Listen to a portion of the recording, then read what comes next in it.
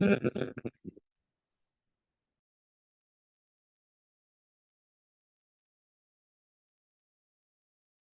अज्ञानतिमिरन्धस्य ज्ञानाञ्जनशलाकया चक्षुरुन्मिलितं येन तस्मै श्रीगुरुवे नमः। श्रीचैतन्यमनोभीष्टं स्थापितं येन भूतले स्वयं रूपकदा मह्यं ददाति स्वपदान्तिकम्। वन्देऽहं श्रीगुरु श्रीयुतपदकमलं श्रीगुरुन् वैष्णवाञ्च श्रीरूपं साग्रजातं सहगण रघुनाथान्वितं तं सजीवम् साद्वैतं सावधूतं परिजनसहितं कृष्णचैतन्यदेवं श्रीराधाकृष्णपादान् सहगणललिता श्रीविशाखान्वितांश्च नमः। ॐ विष्णुपादाय कृष्णप्रेष्ठाय भूतले श्रीमते भक्तिवेदान्तस्वामिनिति नामिने नमस्ते सारस्वते देवे गौरवाणी प्रचारिणे निर्विशेषशून्यवादी पाश्चात्यदेशतारिणे नमो महावदन्याय कृष्ण प्रेम प्रदायते कृष्णाय कृष्ण चैतन्य नामने गौरतिशे नमः। हे कृष्ण करुणा सिंधु दीनबंधो जगतपते गोपेश गोपिका कांत राधा कांत नमोस्तुते सप्त कांचन गौरांगी राधे वृंदावनेश्वरी वृषभानुसुते देवी प्रणमामि हरिप्रिये नीलांचल निवासाय नित्याय परमात्मने बलभद्र सुभद्राभ्य जगन्नाथाय ते वाञ्छा कल्पतरुभ्यश्च कृपा सिन्धुभ्येव च पतितानां पावनेभ्यो वैष्णवेभ्यो नमो नमः। जय श्री कृष्ण चैतन्य प्रभु नित्यानंद श्री अद्वैत गदाधर श्रीवासादि श्री गौर भक्तवृंद। हरे कृष्ण कृष्ण कृष्ण हरे हरे हरे राम राम राम हरे हरे।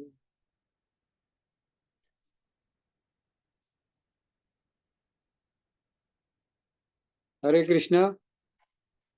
आजच्या तुकामने या मालिकेमध्ये उपस्थित सर्व भक्तांचं स्वागत आहे। आपण सर्वजण वेळात वेळ काढून तुकारामाच्या अभंगाचा निरूपण ऐकण्यासाठी उपस्थित आहात, त्याबद्दल सर्वांचे धन्यवाद।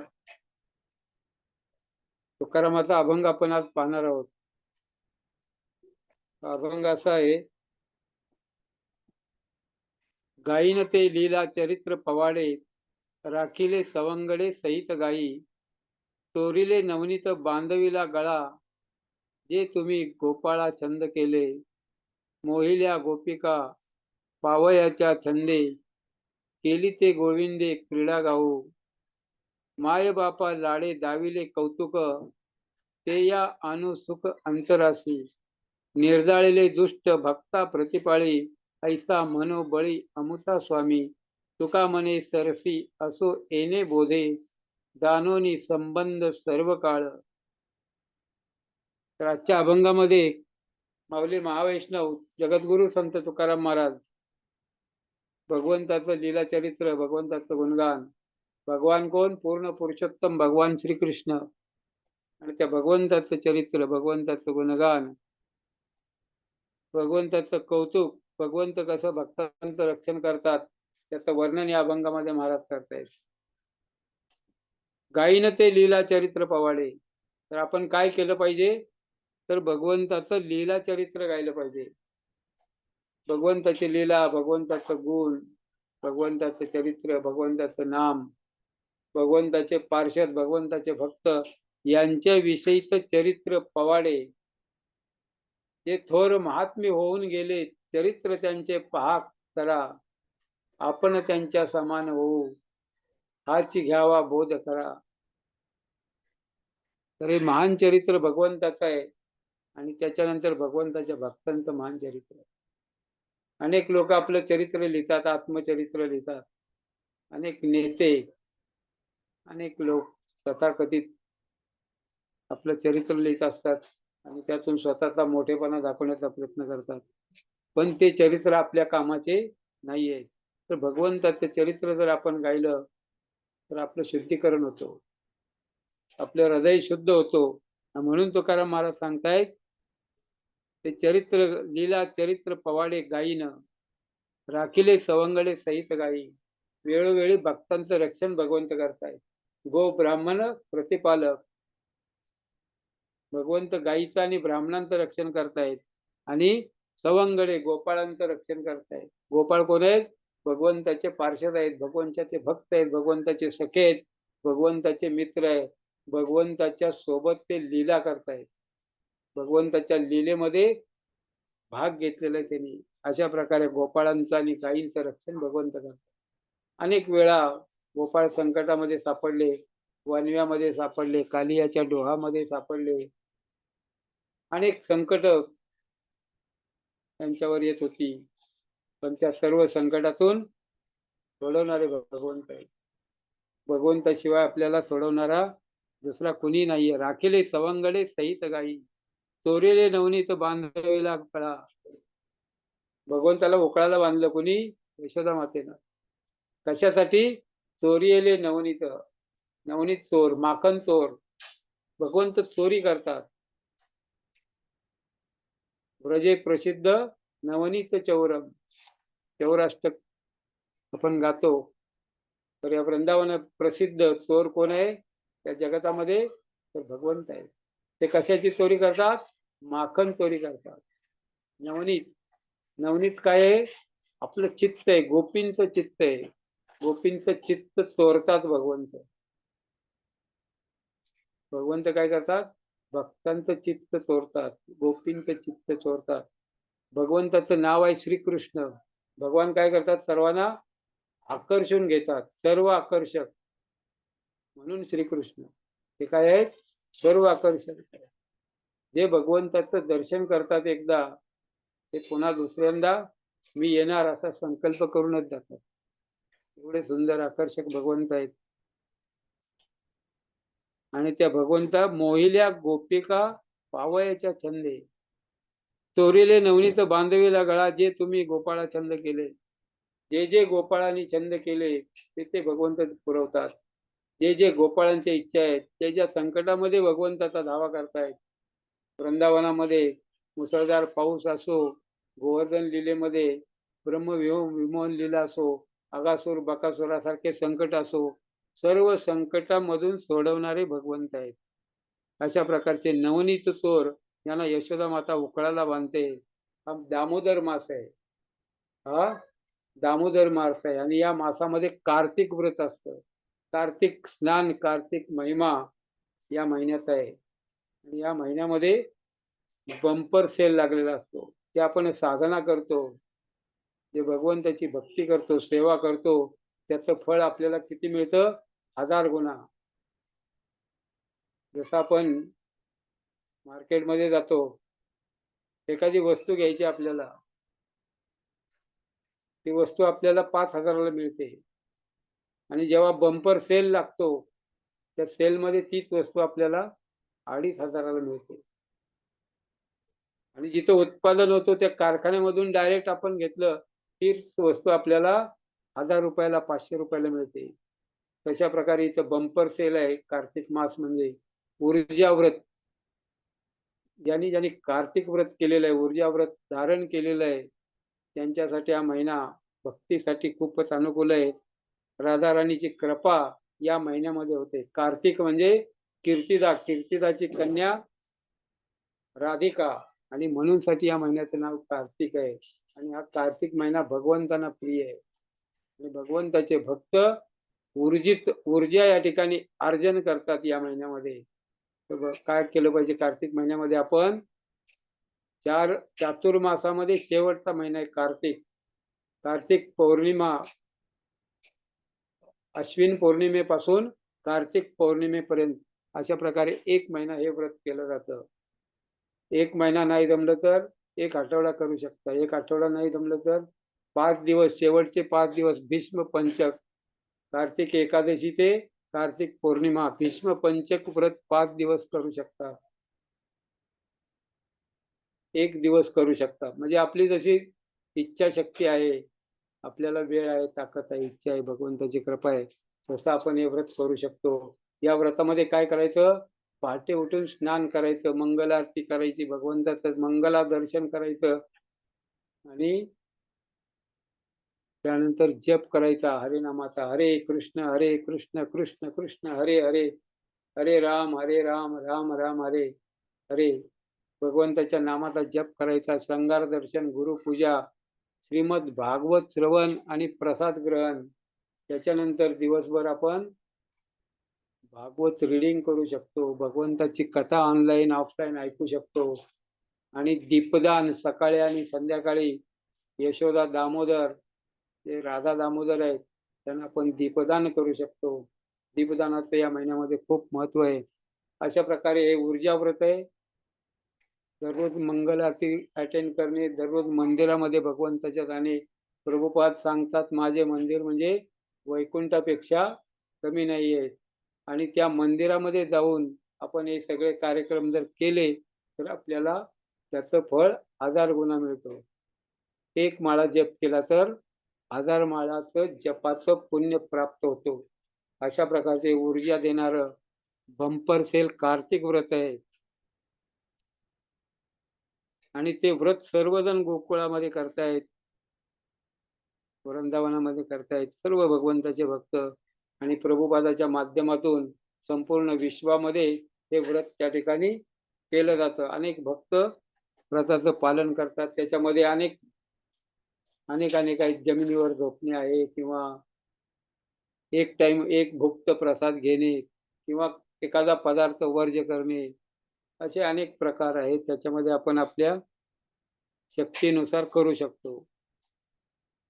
मोहिल्या गोपिका पावयाच्या छंदे, केली ते गोविंदे क्रीडा गाऊ. ज्या गोपिका होत्या त्या मोहित झाल्या. कुठं? जेव्हा भगवंत बासरी वाजवतात. भगवान श्रीकृष्णाच्या बासरीचा ध्वनी जेव्हा कानामध्ये येतो तेव्हा गोपिका मोहित होतात. भगवंताचं रूप आकर्षक आहे, सर्व आकर्षक.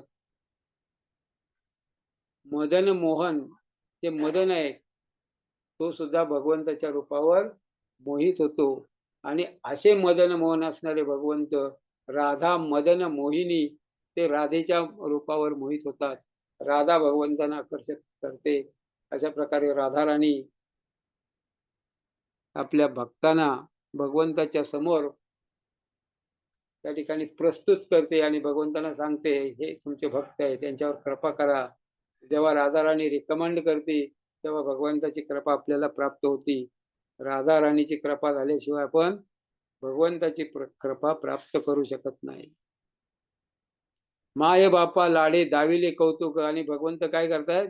ठुमक चलत कृष्णचंद्र, बाजत पंजरिया. भगवान बाललीला नंद यशोदेच्या घरामध्ये महालामध्ये करतायत. अनेक बाललीला भगवंताच्या आहेत. आणि कौतुक ते यशोदा, नंद महाराज आणि आजूबाजूच्या गोपिका गोप ते भगवंताचं बाललीला पाहून कौतुक पाहतायत. भगवंत सर्वांना कौतुक दाखवतायत. ते या अनुसुख अंतरासी. अशा प्रकारे भगवंताच्या बाललीलाचं कौतुक आपण त्या ठिकाणी स्मरण करू. आणि त्यामुळं काय होतं? तुकाराम महाराज म्हणतात, अंतरासी सुख. आपल्याला अंतःकरणामध्ये सुखाची अनुभूती होते, हृदयामध्ये आपल्याला संतुष्टी होते. निर्दाळले दुष्ट भक्ता प्रतिपाळी, ऐसा मनोबळे आमचा स्वामी. महाराज सांगतायत, निर्दाळले दुष्ट विनाशायच दुष्कृताम भक्ता प्रतिपाळी परित्राणाय साधूनाम. भगवंत सांगतात गीतेमध्ये, संभवामी युगे युगे. तुकाराम महाराज ते सांगतायत. अनेक दुष्टांचं निर्दाळन केलं. अनेक राक्षस कंस मामा एक एक किलोना पाठवत होते आणि त्या सर्वांना भगवंत मारून टाकत होते. अशा प्रकारे दुष्टांचं निर्दळन आणि भक्तांचं रक्षण करणारे आमचे स्वामी बलवान आहेत. पूर्ण बल सामर्थ्य जे भगवंताजवळ आहे ते दुसरं कोणाकडे नाही. तुका म्हणे सरसो असो येणे बोधे, जाणोनी संबंध सर्व काळ. तुका म्हणे सरसी असो येणे बोधे. उत्तम बोध, उत्तम प्रकारचा, उत्तमोत्तम. ज्यावेळेस जाणोनी संबंध सर्व काळ, ज्यावेळेस आपण संबंध जाणतो, भगवंत कोण आहेत, आपण कोण आहे, भगवंताची प्रकृती सृष्टी कशी निर्माण झाली, भगवंताचा आपला काय संबंध आहे, भगवंत सृष्टीचं संचलन कसं करतात, भगवंताची शक्ती बहिरंगा अंतरंगा मायादेवी कशी कार्य करते, भगवंताच्या अंडरमध्ये देवी देवता या सृष्टीचं संचलन कसं करतात, हे जेव्हा आपण जाणतो, जाणवणी संबंध सर्व काळ, तो उत्तम बोध आहे. जन्म कर्मच मे दिव्य, भगवंत कसे प्रकट होतात. एवम यो व्यक्ती तत्वता त्यक्त्वा देह पुनर्जन्म नयती, भगवान सांगतात, जो जाणतो तत्वता त्याला पुन्हा जन्म घ्यावा लागत नाही. तो कुठे जातो? भगवंताच्या धामामध्ये, वैकुंठामध्ये. न तद्भासयते सूर्यो न शशांको न पावक यत गत्वा न निवर्तनते तद्धाम परमम मम. भगवंताचं धाम कुठे? गोलोक आणि वृंदावनामध्ये आहे. आणि त्या धामामध्ये भगवंताच्या जवळ जातो कोण? जो भगवंतांना जाणतो तत्वता, जो भगवंताची सेवा करतो, पूर्ण शरणांगत घेतो, भगवंताचं नामस्मरण जप कथा कीर्तन ऊर्जा व्रत आदी पालन करतो, त्याला या मनुष्य जन्मामध्ये किंवा पुन्हा परत यावं लागत नाही. पुनरपी जन्म पुनरपी मरणम, या चक्रातून तो मुक्त होतो. अशा प्रकारचं चरित्र त्या ठिकाणी भगवंताचं आहे. या महिन्याचं नाव आहे दामोदर मास. हा पहिला महिना आहे. वैष्णव कॅलेंडर प्रमाणे दामोदर हा पहिला महिना आहे. तसं शक संवत्सर किंवा विक्रम संवत्सर असे नवीन वर्ष सुरू होतं, कालगणना, किंवा इंग्रजी जानेवारी फेब्रुवारी. तसं हे दामोदर वैष्णव कॅलेंडरनुसार पहिला महिना आहे. जे भगवंताचे 12 नाव आहेत त्यानुसार पहिला महिना दामोदर मास आहे. आणि या दामोदर महिन्यामध्ये भगवंताला काय करतात? यशोदा माता काय करते? उखळाला बांधते.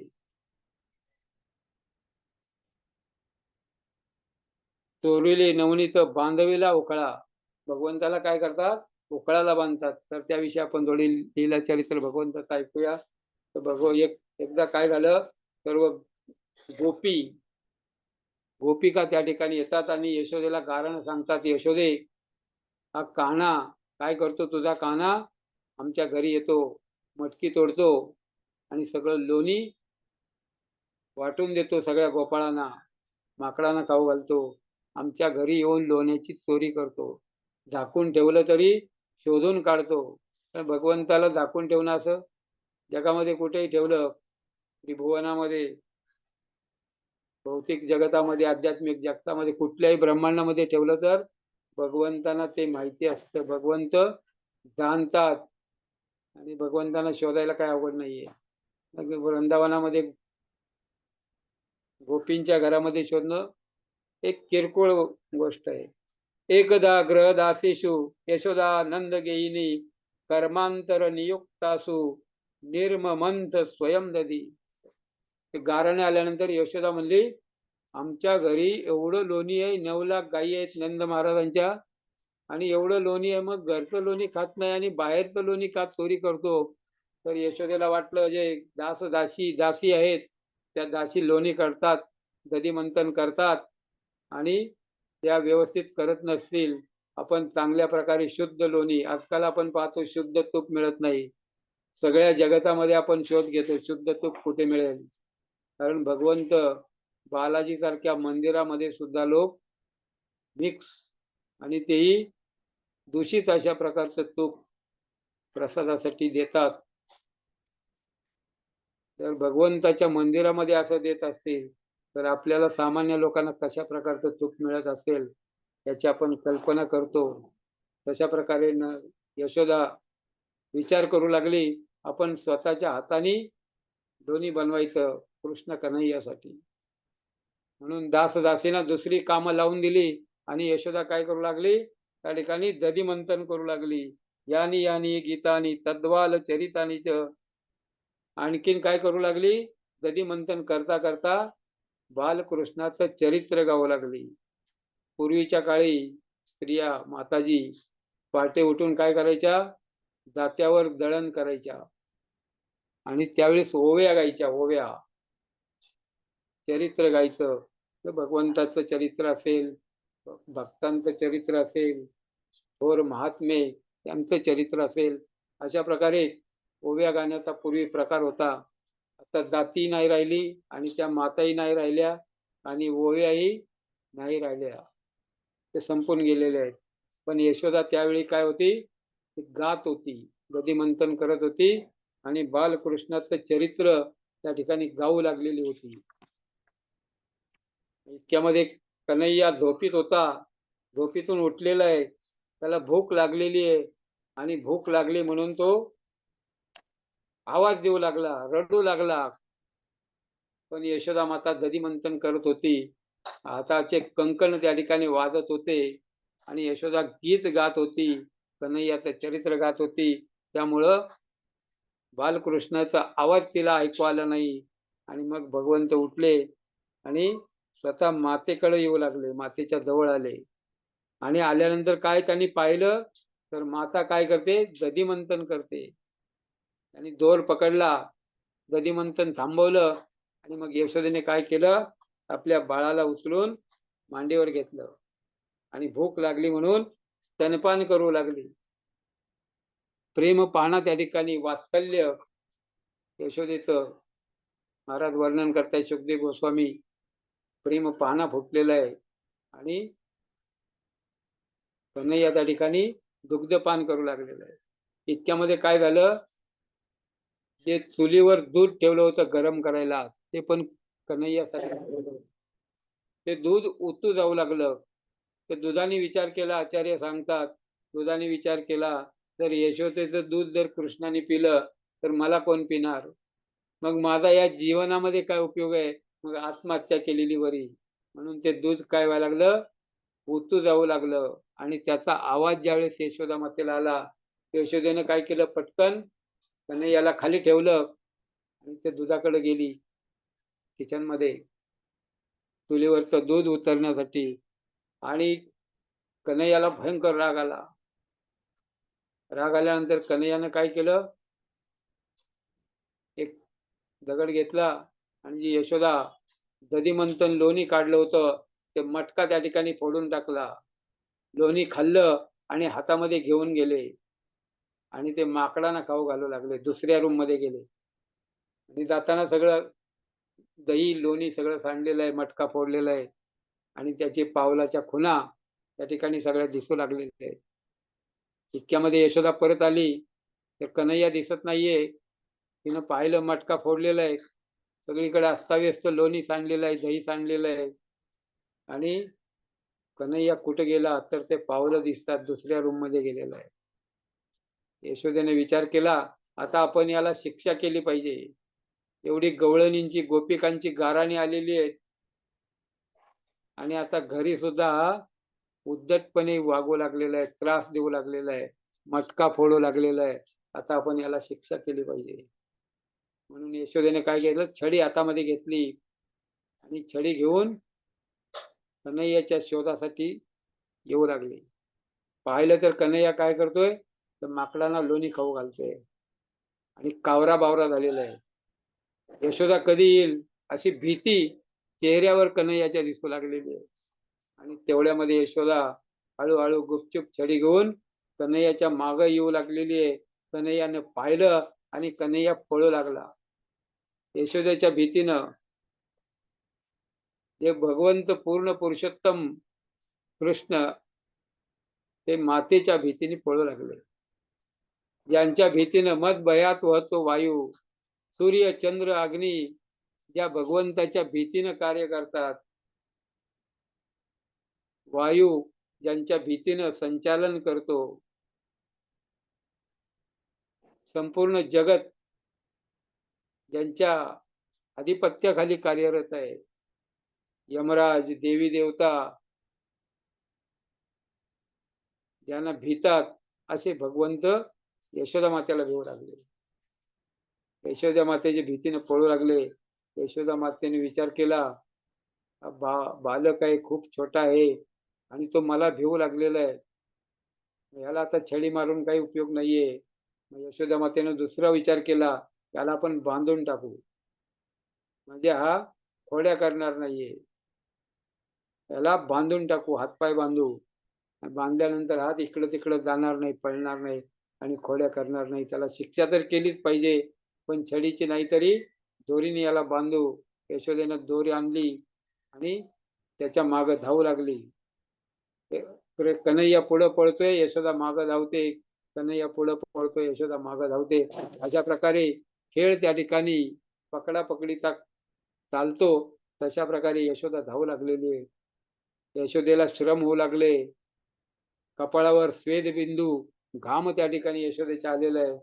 आणि कन्हैयानं पाहिलं की आपल्या मातेला श्रम होऊ लागलेले आहेत, म्हणून कन्हैया त्या ठिकाणी यशोदेच्या बंधनामध्ये आला. यशोदेने पकडलं. जे महान योगी आहेत, लाखो वर्ष, हजारो वर्ष तपश्चर्या करतात, ध्यान करतात, त्यांच्या ध्यानामध्ये येत नाही, त्यांच्या मनामध्ये येत नाही, त्यांच्या बंधनामध्ये येत नाही, ते भगवंत यशोदा मातेच्या बंधनामध्ये आले. यशोदेने पकडलं, दोरी आणली आणि भगवंताला बांधू लागली उखळाला. उखळाला बांधू लागली आणि बांधताना काय होतं, दोरी 2 उंगली 2 बोटे कमी पडती. आणखीन दोरी आणली, पुन्हा ती जोडली, पुन्हा 2 बोटे कमी पडती. तर आचार्य सांगतात, आपले प्रयत्न आणि भगवंताची कृपा हे 2 उंगली कमी पडण्याचं लक्षण आहे.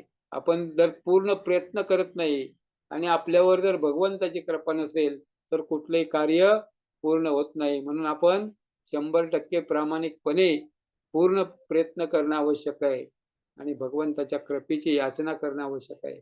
कुठलंही सामान्य कार्य असू द्या, भगवंताची कृपा याचना ही केलीच पाहिजे, त्याशिवाय कार्य पूर्ण होत नाहीये. आणि मग ते यशोदा पुन्हा पुन्हा दोर आणले, सगळ्या घरातले दोर आणले, सगळ्या वृंदावनातले दोर आणले, तरी 2 बोट उंगली कमी पडायची. आणि जेव्हा भगवंतानी कृपा केली, यशोदेचे प्रयत्न पाहिले आणि भगवंतानी कृपा केली आणि भगवंताला उखळाला बांधून टाकलं. अशा प्रकारे दामोदर, भगवंताच्या उदराला दाव्यानी रस्सीनी बांधलं, म्हणून त्याचं नाव आहे दामोदर. यशोदा दामोदर, राधा दामोदर की जय. तर भगवंतांना आपण भावानी, भक्तीने बांधू शकतो. साधन, प्रयत्न करून, भक्तीचे साधन करून भगवंतांना आपण बांधू शकतो. प्रेम बळे आकळे, एरवी नाकळे. तर प्रेमाने भगवंताला आपण आकळू शकतो, भावाने आकळू शकतो. योगी हजारो वर्ष तपश्चर्या करतात, ते भगवंताला आकळू शकत नाही. ध्यानी, ते कर्मकांडी ब्राह्मण, ते भगवंताला जाणू शकत नाहीत, ते बांधू शकणार नाहीत. पण भगवंताचे भक्त आपल्या प्रेमाने भगवंतांना बांधू शकतात. यशोदा मातेने काय केलेलं आहे, भगवंताला बांधलेलं आहे.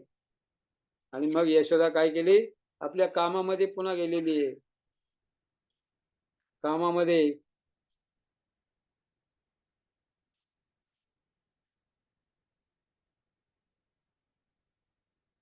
कन्हैयाला त्या ठिकाणी सोडलं आणि आपल्या कामामध्ये मग्न झालेली आहे.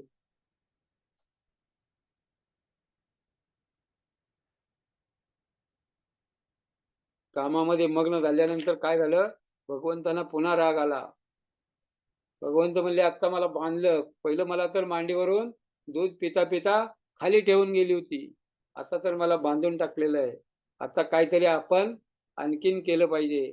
भगवंतांनी विचार केला, जे नारदानी उशाप दिला होता, कुबेर पुत्र नलकुवर मणिग्रीव, जे यमलार्जुन वृक्षाच्या रूपामध्ये नंद महाराजाच्या महालाच्या अंगणामध्ये उभे होते. कुबेराचे पुत्र, ज्यांनी पाप केलं होतं, अपराध केला होता, ते मदोन्मत्त झाले होते. ज्यांच्याकडे धन असतं, जास्त धन, ते उन्मत्त होतात आणि त्याचा गैरवापर होतो, ते गैरवापर करतात. स्त्री, मद्य आणि जुगार अशा व्यसनामध्ये अडकतात. कुबेर पुत्र कैलासामध्ये मंदाकिनीच्या नदीमध्ये स्त्रियासहित मद्यधुंद अवस्थेमध्ये मद्य पिऊ प्राशन करून काय करत होते, जलविहार करत होते. आणि इतक्यामध्ये तिथं नारद मुनीचं आगमन झालं. त्या स्त्रियांनी पाहिलं, नारद मुनी आलेत. स्त्रियांनी आपली वस्त्र अंग झाकून घेतलं, पण जे नलकुबेर मणिग्रीव होते, ते एवढे नशेमध्ये धुंद झालेले होते की त्यांना नारद मुनी आलेत का कोण आलेत हे समजत नव्हतं.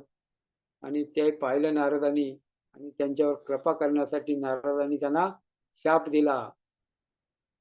तुम्ही मध्यधुंद अवस्थेमध्ये निर्वस्त्र अशा प्रकारचं कार्य या ठिकाणी करतायत, तर तुम्ही वृक्ष व्हा असा शाप दिला. आणि पुन्हा त्यांच्यावर कृपा करण्यासाठी उशाप दिला की तुम्ही नंद महाराजाच्या अंगणामध्ये वृक्ष व्हाल आणि बालकृष्णाच्या कृपेनं तुमचा उद्धार होईल. अशा प्रकारे भगवंताचे भक्त काय करतात, सर्वावर कृपा करतात. नारद मुनी ते कृपाळू आहेत, दयाळू आहेत, सर्वावर कृपा करणारे आहेत आणि भगवंताच्या जवळ पाठवणारे आहेत, भगवंताच्या कृपेत ते कनेक्ट करणारे आहेत, ज्यांच्यामुळे आपल्याला भगवंताची कृपा प्राप्त होते. अशा प्रकारे नारद मुनी त्या ठिकाणी कार्य करतात. लोक म्हणतात नारद मुनी काय कळीचा नारद किंवा कळ लावणारे किंवा भांडण लावणारे, तर तसे नाहीयेत. नारद हे भगवंताची कृपा प्राप्त करून देणारे भगवंताचे महान भक्त आहेत.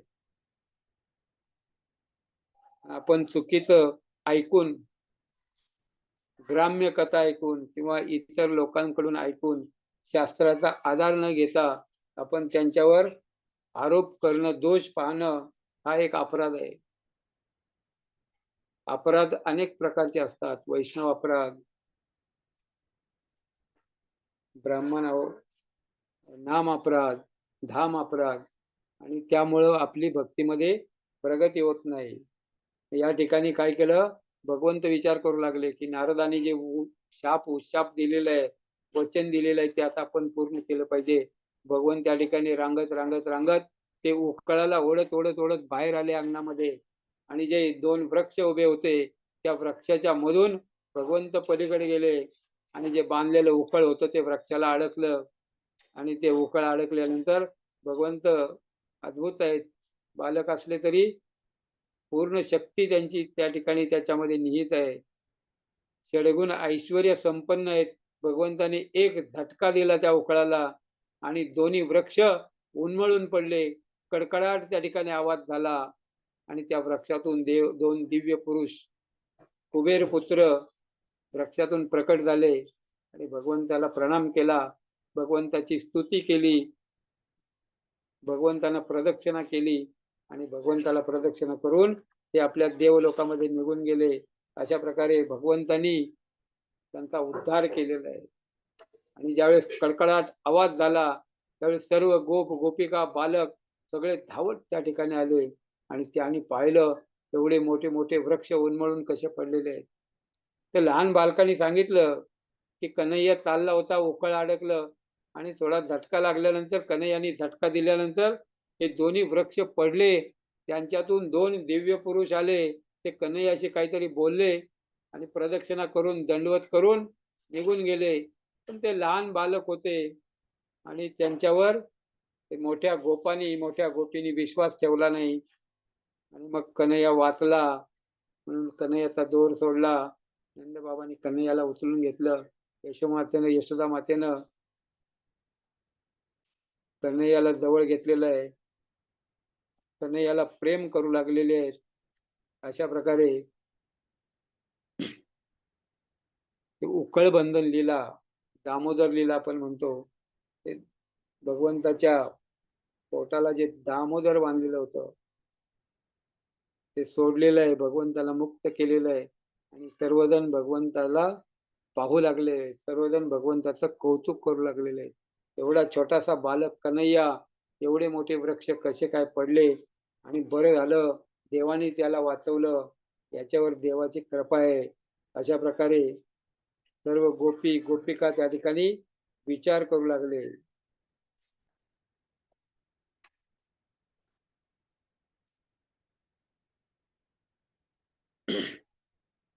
तर या दामोदर महिन्यामध्ये अनेक लीला भगवंतांनी केलेल्या आहेत. गोवर्धन लीला आहे, अनेक असुरांना मारणं आहे, गोपाष्टमी आहे, बहुलाष्टमी आहे.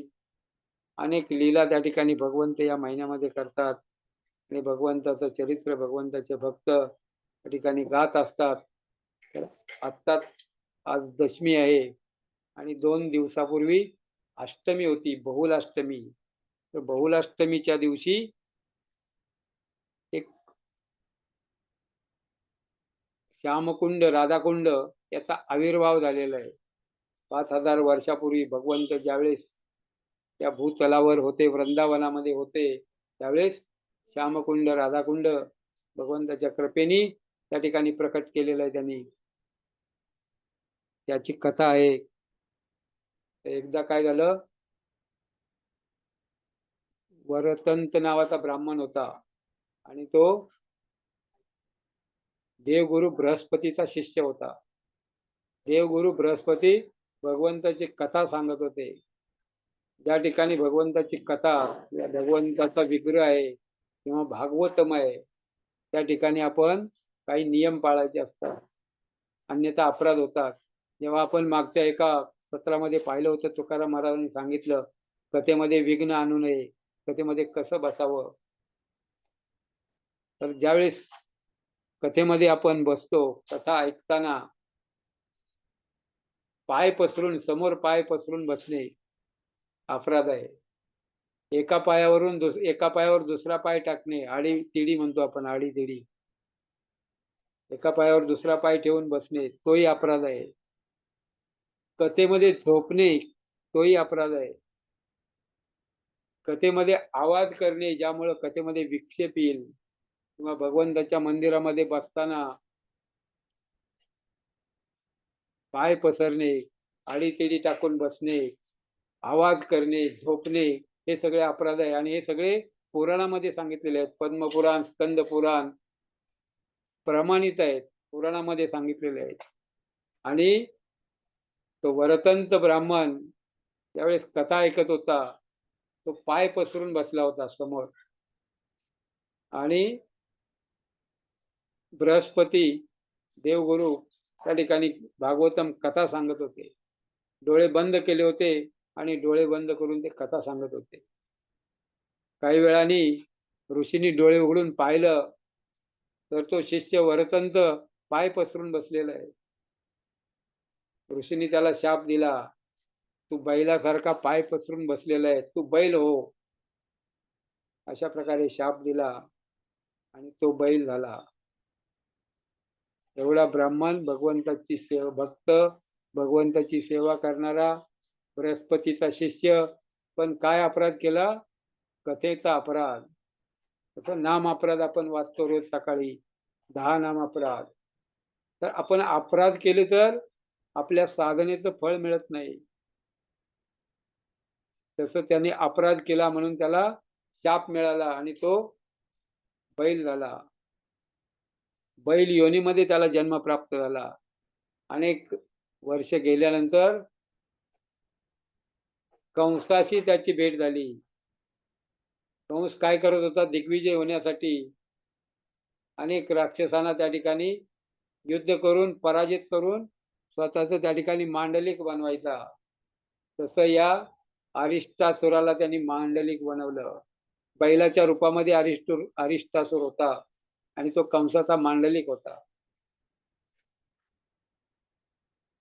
तो बैल होता, पण असुरांच्या, राक्षसांच्या संगतीमध्ये राहिला आणि म्हणून तो असुर झाला, अरिष्टासुर.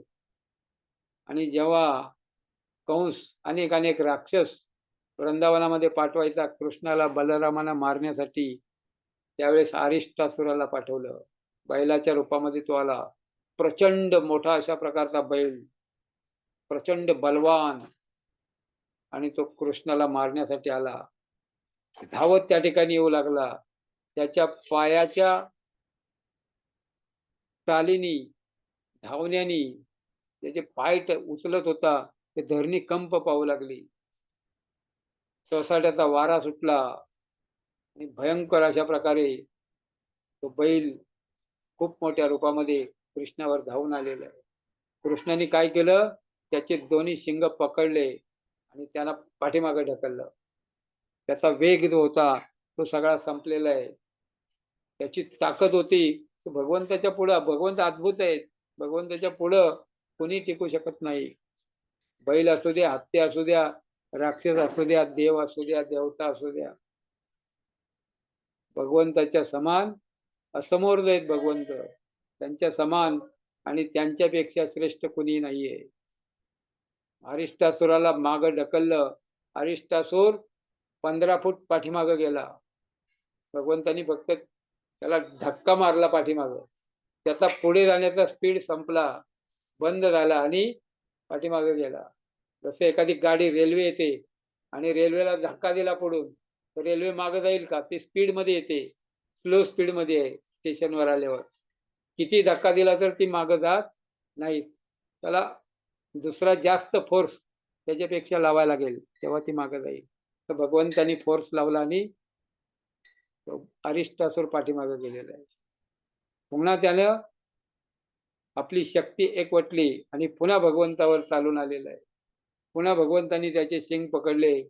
एक शिंग भगवंतानी तोडून टाकलं आणि त्याच्या शिंगानी त्यालाच भगवंत मारू लागले. कसं मारू लागले? जसं स्त्रिया कपडे धुताना पूर्वी ते लाकडाची फळी वापरायचे धुपाटणं, आणि रागारागामध्ये जर ते धुणं धुत असतील तर ते जोर जोरामध्ये धुपाटणं आपटतात. तशा प्रकारे भगवंतानी त्या शिंगानी, त्याच्याच शिंगानी त्याला मारलं. अरिष्टासुराचा मृत्यू झालेला आहे. कृष्ण कन्हैया लाल की जय. अरिष्टासूर मुक्त झाला. अशा प्रकारे अपराध जर आपण केले तर आपण त्याचं फळ भोगतो, भोगावं लागतं प्रत्येकाला. म्हणून आपण अपराधापासून वाचलं पाहिजे. पण भक्ती करतो, साधना करतो, पण ते साधना करत असताना अनेक अपराध आपल्या हातून होत असतात. तर त्याच्याकडे आपण थोडं बारकाईनं लक्ष दिलं पाहिजे, तेव्हा आपली साधना त्या ठिकाणी सफल होते. अन्यथा 10 वर्ष झाले, 15 वर्ष झाले, प्रभूजी आमच्यात काही बदल होत नाहीये, आपण अपराधाकडे लक्ष देत नाही. अपराधयुक्त नाम, अपराधयुक्त भजन, अपराधयुक्त साधना, तर त्याचं फळ खूप उशिरा मिळतं, वेळ लागतो, आणि म्हणून आपली प्रगती होत नाही, आपल्याला दिसत नाही. अशा प्रकारची अरिष्टासुराची कहाणी आहे. अरिष्टासूर राक्षस आहे, त्याचाही निपात भगवंत करतात. आपल्यामध्ये अनेक राक्षस आहेत, काम, क्रोध, मद, मोह, मत्सर. आपण जेव्हा भगवंताचं नामस्मरण करू, भगवंताची कथा ऐकू, विधून होती सुरत सताम, ते आपलं हृदयाचं शुद्धीकरण होतं. भगवंत धुवून टाकतात, सगळे मळ सगळा दूर करतात. आपल्या हृदय रूपी आरशावर साचलेली धूळ आहे, ते भगवंताच्या नामाने, भगवंताच्या कथेने धुवून जाते. तर कार्तिक महिन्याचं पालन करा. ज्यांनी केलं असेल त्यांचे धन्यवाद. ज्यांनी केलं नसेल त्यांनी 20 दिवस आणखीन आहेत, करू शकता. 20 दिवस नाही जमलं 10 दिवस करा, 10 दिवस नाही जमलं तर 5 दिवस करा, नाही जमलं तर 1 दिवस करा. 1 दिवस काढा, भगवंताच्या धामामध्ये, वृंदावनामध्ये 3 दिवस राहा, भगवंताच्या मंदिरामध्ये 1 दिवस जा, आणि पूर्ण सकाळपासून रात्रीपर्यंत दीपदान सगळे कार्यक्रम अटेंड करा. तेच कार्तिक महिन्याचं पालन आहे, तेच कार्तिक व्रत आहे, आणि त्याचं फळ आपल्याला भगवंताच्या धामामध्ये घेऊन जाण्यासाठी पुरेस आहे. तर आपण सर्वांनी त्याचा प्रयत्न करावा, लाभ घ्यावा. हरे कृष्ण कृष्ण कृष्ण हरे हरे, हरे राम राम राम हरे हरे. आणखीन एक छोटीशी कथा आहे, बहुलाष्टमी. त्या बहुला नावाची एक गाय होती, आणि ती गाय त्या जंगलामध्ये एकटी चुकलेली आहे, आणि परत येताना तिला वाघाने पकडलं, आणि वाघ म्हणला मी तुला आता खाणार आहे. त्या गायीनं सांगितलं माझं छोटंसं वासरू आहे, त्याला मी दूध पाजते आणि परत येते, आणि मग मला खा. त्या वाघाने विचार केला, गायीवर विश्वास ठेवला, आणि तिला पाठवलं. गाय घरी गेली, वासराला दूध पाजलं आणि सांगितलं आता मी परत येणार नाहीये. त्याचा पिता होता बैल, त्या बैलाला सांगितलं आता तुम्ही याचं रक्षण करा, कारण मी त्याला वचन दिलेलं आहे वाघाला, आणि तो मला खाणार आहे, आणि तुमची आमची शेवटची भेटी. त्यावेळेस ते वासरू आणि ते बैल ते गाईच्या सोबत गेले. गाईच्या सोबत गेले आणि पाहिलं तर तिथं खरंच वाघ उभा होता, वाट पाहत होता. आणि त्या वाघाला ते वासरू आणि गाय, बैल आणि गाय बोलू लागले. गाय म्हणू लागली, आता मला तुम्ही खाऊ शकता, तुम्हाला मी वचन दिलेलं आहे. त्यावेळेस तो बैल म्हणला, नाही नाही, अगोदर मला खा, तिला नको. ते वासरू म्हणतो, नको नको, मला खा, त्या दोघांना सोडा, ते माझे माता पिता आहेत. अशा प्रकारे तिघही त्या ठिकाणी त्या वाघाला फोर्स करू लागले, मला खा, मला खा, मला खा. वाघाने पाहिलं त्यांचं प्रेम एकमेकावर, आदर भाव, आणि वासराचं आई वडिलावरचं प्रेम, गाईचं वासरावरचं प्रेम, आणि बैलाचं गाईचं वासरावरचं प्रेम, अशा प्रकारे एकमेकाचं प्रेम त्यांनी पाहिलं आणि तिघांनाही सोडून दिलं. अशा प्रकारे बहुला गाय बहुलाष्टमीच्या दिवशी तिला त्या ठिकाणी जीवनदान मिळालं, अशी बहुलाष्टमी आहे. आणि बहुलाष्टमीच्या दिवशी अरिष्टासुराला मारल्यानंतर भगवंतांनी काय केलं, राधाराणीला भेटायला गेले. राधाराणी म्हणली, तुम्ही आता मला भेटू शकत नाही, कारण तुम्ही बैलाचा वध केलेला आहे. ते म्हणले, नाही, तो असुर होता, नाही, तो बैलाच्या रूपामध्ये होता, तुम्ही पाप केलेलं आहे, अपराध केलेला आहे. मग अपराधाचं चालन कसं करायचं, तोडपाणी करा. राधाराणी सांगितलं, भारतवर्षातील सर्व तीर्थामध्ये स्नान करून या. भगवान म्हणले, बस एवढंच. भगवंतांनी त्या ठिकाणी एक खड्डा केला आपल्या बासरीनी आणि सर्व तीर्थांना आव्हान केलं. सर्व तीर्थ मूर्तिमंत त्या ठिकाणी प्रगट झाले आणि त्या खड्ड्यामध्ये पाणी त्या ठिकाणी तीर्थाने आपलं आपलं तीर्थ त्या ठिकाणी दिलं. भगवंतांनी स्नान केलं आणि राधाराणीला म्हणले, आता मी तुला भेटू शकतो, पण तुम्ही अपराध केलेला आहे, तू अपराध केलेला आहे.